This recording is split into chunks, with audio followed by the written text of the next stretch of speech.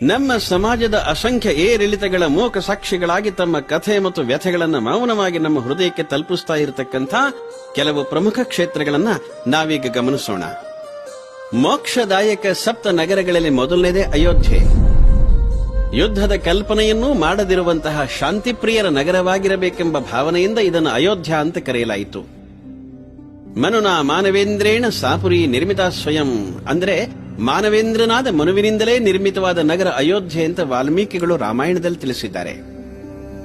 ಸೂರ್ಯವಂಶದ ಶ್ರೇಷ್ಠ ಚಕ್ರವರ್ತಿ ದಿಲೀಪ ಗೋಸೇವೆಯ ಆದರ್ಶವನ್ನು ಜಗದೆದುರು ಮಂಡಿಸಿದ ತಾಣ, ಇಕ್ಷ್ವಾಕು ವಂಶವನ್ನ ರಘುವಂಶವನ್ನಾಗಿಸಿದ ರಾಜ ರಘುವಿನ ರಾಜಧಾನಿ, ವಸಿಷ್ಠರ ಸಲಹೆಯಂತೆ ದಶರಥನು ಋಷ್ಯಶೃಂಗರ ನೇತೃತ್ವದಲ್ಲಿ ಪುತ್ರಕಾಮೇಷ್ಠಿ ಯಜ್ಞವನ್ನು ನಡೆಸಿದ ಸ್ಥಳ, ಸ್ವತಃ ಭಗವಂತನೇ ದಶರಥ ಸುತನಾಗಿ ಬಂದು ರಾಜನಾಗಿ ನಿಂದು ತನ್ನ ಪುರುಷೋತ್ತಮತ್ವವನ್ನು ಪ್ರಕಟಿಸಿದ ಈ ಸಾಕೇತಪುರದ ದರ್ಶನದಿಂದ ಪುಲಕಗೊಳ್ಳದವರು ಯಾರು?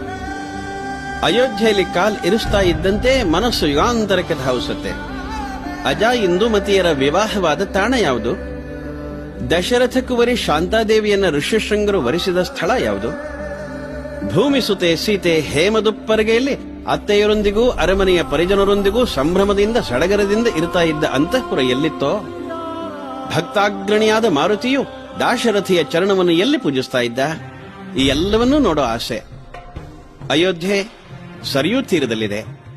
ಸರೆಯು ಬಹಳ ಧನ್ಯೆ. ಶ್ರೀರಾಮನ ಸೇವೆ ಮಾಡಿದ ಆಕೆ ಕೊನೆಗೊಮ್ಮೆ ಅವನನ್ನು ತನ್ನ ಒಡಲಲ್ಲೇ ಅಡಗಿಸಿಕೊಂಡ ಪಾವನೆ. ಗಂಗಾ ಯಮುನಾ ಸರಸ್ವತಿಯರೊಂದಿಗೆ ಸ್ಮರಿಸಲ್ಪಡುವ ಸರಿಯೋ ಕೈಲಾಸದ ಬಳಿ ಮಾನಸದಲ್ಲಿ ಜನಿಸಿ ದಕ್ಷಿಣಕ್ಕೆ ಧಾವಿಸಿ ಅಯೋಧ್ಯೆಯನ್ನು ಆಲಂಗಿಸಿ ಹರಿದಿದ್ದಾಳೆ. ವಿಷ್ಣುವಿನ ಶೀರ್ಷಸ್ಥಾನವೆಂದು ಭಾವಿಸಲಾಗಿರುವ ಈ ನಗರ ಸೂರ್ಯವಂಶೀಯರ ರಾಜಧಾನಿಯಾಗಿ ಮೆರೀತು. ಮನುವಿನ ಬಳಿಕ ಇಕ್ಷ್ವಾಕು ಅಯೋಧ್ಯೆಯ ಅರಸನಾದ. ನಂತರ ವಿಕುಕ್ಷಿ. ಮನುವಿನಿಂದ 20 ತಲೆಮಾರುಗಳ ಬಳಿಕ ಯವನಾಶ್ವನ ಮಗನಾದ ಮಾಂಧಾತ ಅಯೋಧ್ಯೆಯ ಪ್ರತಿಷ್ಠೆಯನ್ನು ಹೆಚ್ಚು ಮಾಡಿದ.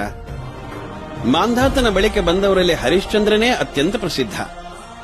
ವಿಶ್ವಾಮಿತ್ರನ ಪರೀಕ್ಷೆಗೆ ಗುರಿಯಾದ ಹರಿಶ್ಚಂದ್ರ ಸತ್ಯಕ್ಕಾಗಿ ಸಕಲವನ್ನೂ ತೊರೆದು ಸ್ಮಶಾನವಾಸಿಯಾದ.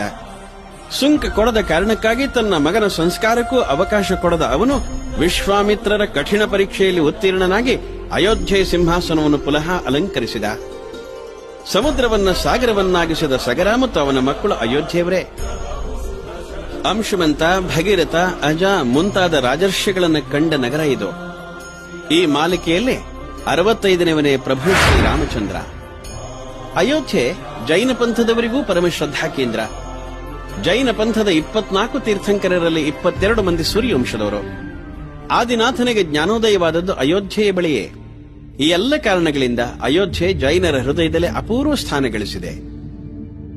ಬೌದ್ಧ ಧರ್ಮ ಉಚ್ಛ್ರಾಯ ಸ್ಥಿತಿಯಲ್ಲಿದ್ದಾಗ ಅಯೋಧ್ಯೆ ಸಾಕೇತ ಅಂತ ಪ್ರಸಿದ್ಧವಾಗಿತ್ತು. ಗಯಾದಲ್ಲಿ ಸಿದ್ಧಾರ್ಥ ಬುದ್ಧನಾದ. ಸಾರನಾಥದಲ್ಲಿ ಮೊದಲ ಪ್ರವಚನ ನೀಡಿದ. ಹೀಗೆ ಮಗಧ ಮತ್ತು ಕಾಶಿಯ ಪುಣ್ಯಭೂಮಿಯಲ್ಲಿ ಬೌದ್ಧ ಪಂಥ ಜನಿಸಿತು. ಆದರೆ ಅದಕ್ಕೆ ಮೊದಲ ಪೋಷಣೆ ಸಿಕ್ಕಿದ್ದ ಕೋಸಲದಲ್ಲಿ. ಬೌದ್ಧ ಭಿಕ್ಷುಗಳ ಬದುಕಿಗೆ ಸಂಬಂಧಿಸಿದ ವಿಧಿ ನಿಷೇಧಗಳ ರಚನೆ ಆದದ್ದು ಅಯೋಧ್ಯೆಯಲ್ಲೇ. ಪ್ರಸಿದ್ಧ ಕವಿ, ನಾಟಕಕಾರ, ದಾರ್ಶನಿಕ ಅಶ್ವಘೋಷ ಅಯೋಧ್ಯೆಯವನು. ಬೌದ್ಧ ಧರ್ಮದ ಜ್ಞಾನಕೋಶ ಎಂದು ಪರಿಗಣಿಸಲಾಗಿರುವ ಅಭಿಧರ್ಮಕೋಶ ಅನ್ನೋ ಗ್ರಂಥ ರಚನೆಯಾದದ್ದು ಅಯೋಧ್ಯೆಯಲ್ಲಿ. ಸಿಖ್ ಪಂಥದ ಸ್ಥಾಪಕ ಶ್ರೀ ನಾನಕದೇವ್ ಹಾಗೂ ಶ್ರೀ ಗುರು ಅಮರದಾಸ್, ಶ್ರೀ ತೇಗ್ ಬಹದ್ದೂರ್, ಶ್ರೀ ಗುರು ಗೋವಿಂದ ಸಿಂಹರು ಅಯೋಧ್ಯೆಯನ್ನು ಸಂದರ್ಶಿಸಿದ್ದಾರೆ. ಶ್ರೀ ಗುರುನಾನಕರಿಗೆ ಅಯೋಧ್ಯೆಯಲ್ಲಿರುವಾಗ ದೈವ ಸಾಕ್ಷಾತ್ಕಾರ ಆಯಿತು ಅಂತ ಭಾವಿಸಲಾಗಿದೆ. ಈ ಎಲ್ಲ ಕಾರಣಗಳಿಂದ ಅಯೋಧ್ಯೆ ಸಿಖ್ಖರಿಗೂ ಶ್ರದ್ಧಾಸ್ಥಾನವಾಗಿದೆ.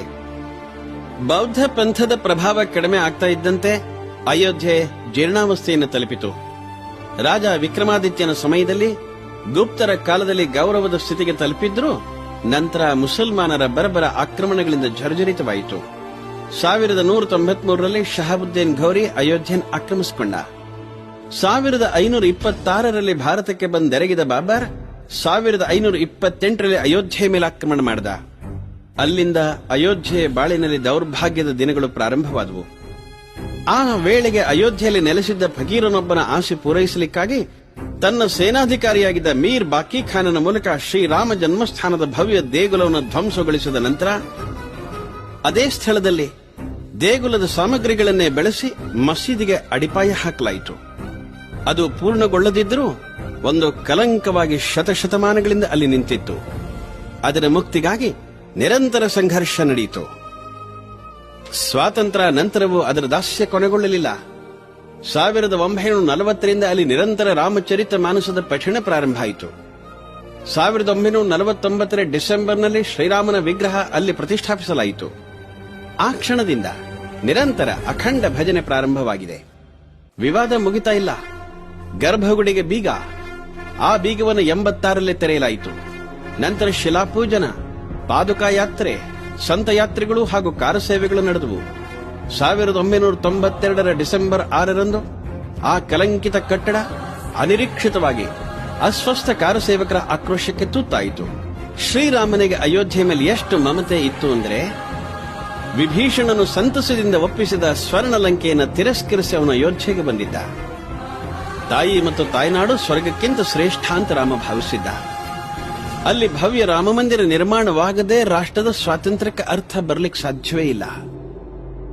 ರಾಮ ನಾಮೋಚ್ಚಾರದಿಂದ ದರೋಡೆಕೋರ ನೆನೆಸಿದ ರತ್ನಾಕರ ವಾಲ್ಮೀಕಿಯಾದ. ರಾಮಕಥೆ ತುಳಸಿ, ಕಂಬ, ಕುವೆಂಪು, ಡಿವಿಜಿ ಮೊದಲಾದ ಶ್ರೇಷ್ಠ ಕವಿಪುಂಗವರನ್ನ ಭಾರತಕ್ಕೆ ನೀಡಿತು. ಶ್ರೀರಾಮ ನಮ್ಮ ರಾಷ್ಟ್ರಪುರುಷ.